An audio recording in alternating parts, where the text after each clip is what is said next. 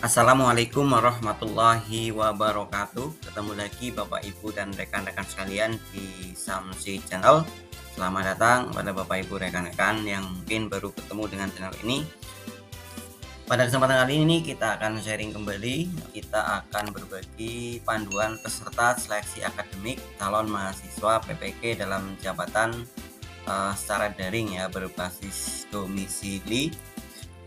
Mungkin akan bermanfaat bagi rekan-rekan yang saat ini akan melaksanakan seleksi akademik PPG tahun 2022 ya di Kementerian Agama. Langsung saja Bapak Ibu, tapi jangan lupa yang belum subscribe channel ini silahkan di subscribe dulu Bapak Ibu. Barangkali ada yang baru menemukan channel ini, tombol subscribe-nya masih merah, silahkan tekan agar saya semangat lagi untuk sharing video-video berikutnya. Silahkan di like, komentar, dan bagikan sebanyak-banyaknya Bapak Ibu. Terima kasih. Langsung saja kita akan mulai bahas mengenai panduannya ya.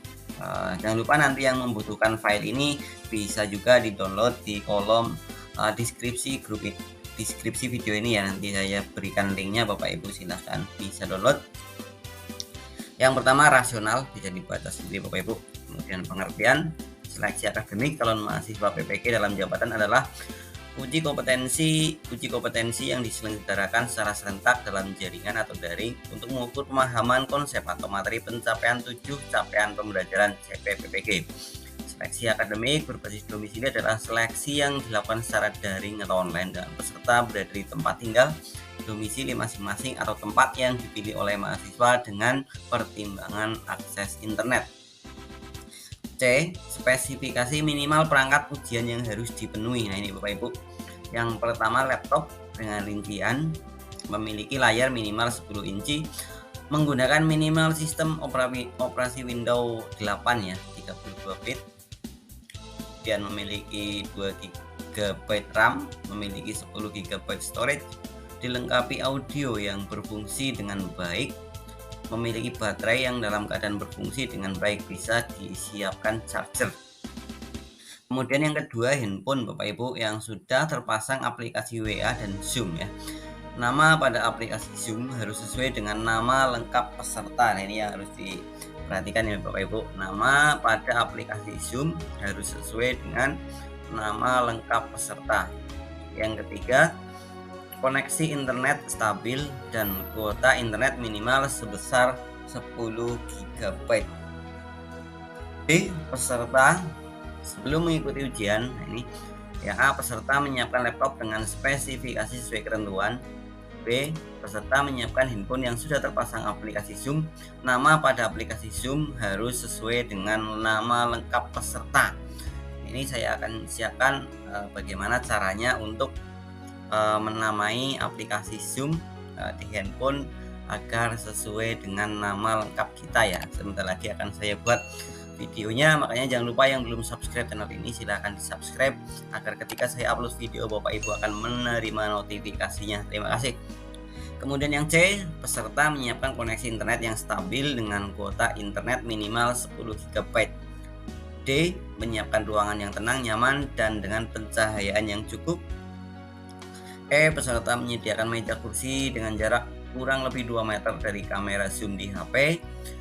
Di atas meja hanya diperbolehkan ada laptop, botol atau gelas air minum, transparan, obat-obatan pribadi bagi peserta yang sedang sakit ya, kertas kosong, dan 1 buah alat tulis. Laptop bersih dari kabel kecuali kabel charger ya. Peserta menginstal program aplikasi Save Exam Browser atau SEB dan file konfigurasi SEB-nya. Nah, untuk bagaimana cara memasang program atau aplikasi Save Exam Browser SEB dan file konfigurasi SEB-nya nanti insya Allah saya juga akan buat tutorialnya ya. Semoga bermanfaat. Makanya sekali lagi yang belum subscribe, yang belum tekan tombol lonceng, silahkan ditekan agar tidak ketinggalan dengan video-video yang saya upload ya. Kemudian yang G, peserta mempersiapkan diri untuk mengikuti ujian sesuai jadwal yang telah ditetapkan. H, peserta bergabung dalam WA grup ya yang dibuat oleh pengawas pada H-2. Kemudian nomor 2, saat pelaksanaan peserta mengikuti dan menaati instruksi arahan pengawas dalam proses verifikasi dan selama pelaksanaan ujian. Proses verifikasi data, ruang, dan kepengawasan dilakukan dengan menggunakan aplikasi Zoom. B. Peserta menyetujui fakta integritas yang disajikan sebelum memulai ujian. Menyetujui fakta integritas yang disajikan sebelum memulai ujian. C. Peserta mengerjakan ujian secara mandiri dan tidak dibantu oleh orang atau alat lain. D. Selama mengerjakan ujian, peserta menghadap ke layar monitor dengan menampakkan 100% wajah pada laptop ya. E. Selama melaksanakan ujian, peserta harus selalu berada di tempat duduk yang terpantau oleh kamera Zoom pada handphone, jadi tidak boleh pergi-pergi Bapak Ibu. F. Peserta mengikuti tata tertib yang telah ditetapkan oleh panitia selama proses ujian. Kemudian yang ketiga, peserta menunjukkan kepada pengawas terkait coret-coretan yang ditulis di kertas kosong saat mengerjakan soal ujian dan selanjutnya merobek coretan-coretan tersebut di hadapan pengawas. B. Peserta mengakhiri ujian sesuai arahan pengawas. Yang E. Tata tertib peserta ujian. Peserta harus sudah memasang aplikasi Save Exam Browser SIB dan file konfigurasi SIB ke dalam laptop. Peserta yang belum memasang program atau aplikasi ujian akan dibatalkan ujiannya pada sesi tersebut. 2. Peserta harus masuk di ruang Zoom paling lambat 45 menit sebelum pelaksanaan ujian. 45 menit sudah masuk ya Bapak Ibu. 3. Peserta harus mengikuti ujian sesuai jadwal dan waktu yang sudah ditentukan. 4. Peserta harus berpakaian sopan dan rapi, tidak menggunakan kaos. Peserta mengerjakan ujian di dalam ruangan yang tenang, nyaman, dan dengan pencahayaan cukup tanpa ada orang lain. 6. Jarak peserta kurang lebih 2 meter dari kamera Zoom di HP. Posisi HP berada di samping, depan, kanan, atau kiri. Samping, depan, kanan, atau kiri. Di atas meja hanya diperbolehkan ada laptop, botol, gelas air minum transparan, obat-obatan pribadi bagi peserta yang sedang sakit, kertas kosong, dan satu alat tulis. Laptop bersih dari kabel lain kecuali kabel charger. 7. Peserta harus mengikuti dan menaati pengawas dalam proses verifikasi dan selama pelaksanaan ujian. Proses verifikasi data, ruang, dan kepengawasan dilakukan dengan menggunakan aplikasi Zoom. 8. Apabila pada saat pelaksanaan ujian tampilan peserta di aplikasi Zoom tidak sesuai petunjuk dan atau aplikasi Zoom peserta mengalami masalah sehingga video tidak tampil di aplikasi pengawas, proses ujian tersebut akan dihentikan untuk sementara waktu. Pengawas klik stop begitu Zoom peserta terhenti ya. Peserta akan diizinkan untuk melanjutkan ujian setelah kendala tersebut teratasi dalam waktu maksimal 10 menit. Apabila peserta tetap tidak bisa menampilkan videonya dalam batas waktu yang ditetapkan, maka ujian dihentikan dan dinyatakan tidak lulus. 9. Peserta harus mengerjakan ujian secara mandiri dan tidak dibantu oleh orang atau alat lain. 10.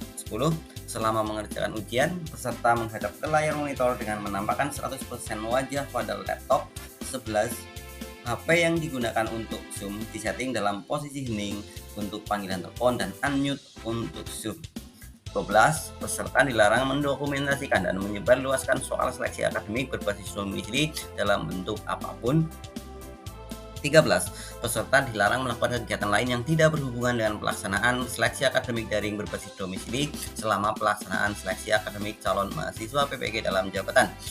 14. Peserta dilarang meninggalkan tempat duduk yang terpantau oleh kamera handphone. Peserta dilarang pergi ke toilet selama ujian berlangsung. Silakan untuk ke toiletnya silakan dilakukan sebelum dan atau setelah ujian. 16. Peserta dilarang makan dan atau merokok pada saat mengerjakan ujian. 17.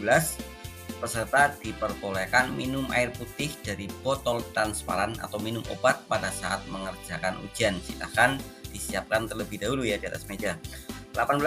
Panitia atau pengawas berhak menghentikan pelaksanaan seleksi akademik yang sedang berjalan untuk peserta secara individu ya, jika ada peserta yang melakukan tindakan kecurangan atau melanggar ketetapan dan peraturan. Bapak Ibu, pelanggaran dan sanksi ini jenis-jenis pelanggarannya ya, dari ringan, sedang, berat, dan sangat berat.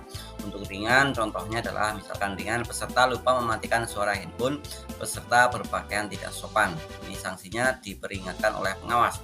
Untuk pelanggaran sedang contohnya peserta terlambat masuk di ruang Zoom saat uji atau sudah mulai login ya, peserta tidak memasang program aplikasi ujian, peserta meninggalkan ruang ujian sebelum waktu selesai, Ini sanksinya peserta dibatalkan pada sesi tersebut dan dinyatakan tidak lulus. Nih, dan sampai Bapak Ibu. Yang B ini berat ya. Peserta menyimpan dan atau menyebarluaskan sebagian soal. Ini sangat berat. Peserta dibantu oleh pihak lain dalam mengerjakan soal. Peserta memalsukan data.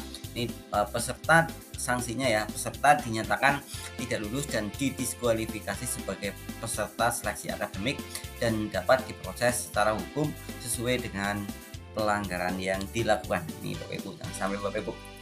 Itu ya untuk pelanggaran dan sanksinya. Kemudian ketentuan tambahan, jika terjadi keadaan darurat pada suatu daerah, gempa, badai, longsor, banjir bandang yang mengganggu pelaksanaan seleksi akademik berbasis domisili, maka pelaksanaan seleksi akademik akan ditunda dan penjadwalan akan diatur lebih lanjut. Jika terjadi gangguan pada server ujian, panitia akan menginformasikan keadaan tersebut kepada peserta ujian dan menghentikan pelaksanaan ujian selama maksimal 60 menit. Jika dalam waktu 60 menit masalah tidak dapat diatasi, pelaksanaan ujian akan ditunda dan proses selanjutnya akan diinformasikan melalui pengumuman lewat media WA Group. Jika terjadi putus koneksi pada laptop dan atau HP peserta pada saat ujian berlangsung, peserta diberi kesempatan untuk mengatasi masalah tersebut dalam maksimal 10 menit. Selebihnya peserta tidak boleh melanjutkan ujian.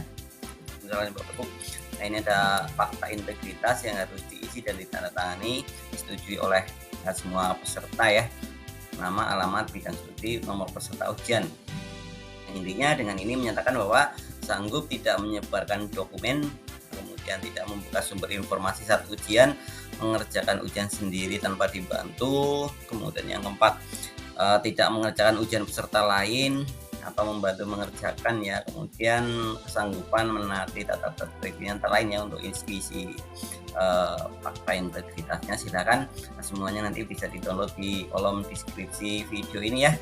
Oke Bapak Ibu, kiranya demikian untuk sharing kita pada kesempatan kali ini terkait panduan seleksi akademik PPK 2022 berbasis domisili. Semoga bermanfaat untuk Bapak Ibu ya, untuk memberikan gambaran ya bagi Bapak Ibu yang akan melaksanakan seleksi akademik. Dan jika ada perubahan berbeda dengan yang ini itu hal biasa ya. Ini intinya memberikan gambaran kepada Bapak Ibu yang akan ya mungkin baru pertama kali akan mengikuti ya, biar ada sedikit gambaran. Terima kasih. Jangan lupa yang belum subscribe channel saya silahkan di subscribe. Barangkali ada yang baru menemukan channel ini, tombol subscribe-nya masih merah, silahkan ditekan ya. Terima kasih. Agar saya semangat lagi untuk update dan upload video-video berikutnya. Like, komentar, dan bagikan Bapak Ibu. Terima kasih. Kita ketemu di video selanjutnya. Dan saya doakan Bapak Ibu semua selalu diberi kesehatan dan lindungan Allah Subhanahu wa Ta'ala. Amin. Terima kasih. Wassalamualaikum warahmatullahi wabarakatuh.